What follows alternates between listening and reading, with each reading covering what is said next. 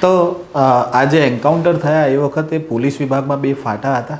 હા, જો એ તો કાયમ જૂથ તો બધે જ રહેશે. આપણી ઓફિસમાં નથી, આપણી ઓફિસમાં પણ છે જ ને અલગ અલગ જૂથ. 10 માણસમાં 3 જૂથ છે. કેમ દર્શન? તો પછી આ 200 IPS હોય તો એમાં તો જૂથ રહેવાના છે. કોઈ સરકારને ગમતા છે, કોઈ સરકારને નથી ગમતા. પણ પછી આ એવું ધીરે ધીરે ખ્યાલ આવ્યો કે આ એન્કાઉન્ટરમાં ક્યાંક કશું ગડબડ છે અને પછી એની તપાસ CBI, CID, પછી સુપ્રીમમાં પણ વાત ગઈ. પણ પછી આ જે તપાસમાં કેમ એવું પુરાવા એવા ઊભા ન થયા? એમાં શું ગડબડ થઈ? ક્યાં એમાં લેખ તમે જુઓ છો? આપણે સોરાબુદ્દીન કેસની જ વાત કરીએ.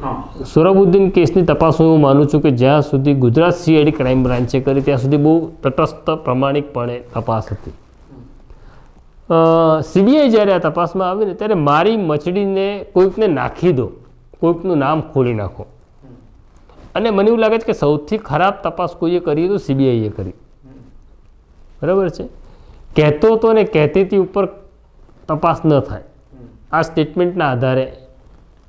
તો એમણે જાણી જોઈને કેટલાક નામ નાખવાનો પ્રયત્ન કર્યો પોલિટિકલ વ્યંજનના કારણે.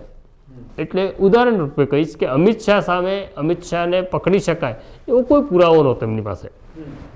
પણ કોઈકના સ્ટેટમેન્ટમાં તમે એનું નામ ખોલી નાખો અમિત શાહનું અને અમિત શાહને આરોપી બનાવી દો, તો અમિત શાહને તમારે પકડવા હોય તો પુરાવા જોઈએ. એવી જ રીતના અમિત શાહને આરોપી બનાવો, પછી અમિત શાહના મિત્રો કોણ છે? તો કે ADC બેંકના ચેરમેન અજય પટેલ છે કે યશપાલસિંહ ચુડાસમા છે, જેને દૂર દૂર સુધી આ ઘટના સાથે કોઈ નાતો નહોતો, એને પણ નાખો. એટલે જ્યારે તમે ફેબ્રિકેશન કરવા લાગો ત્યારે તપાસ મરી જાય અને તમારી સાચી વાત પણ ખોટી સાબિત થવા લાગે.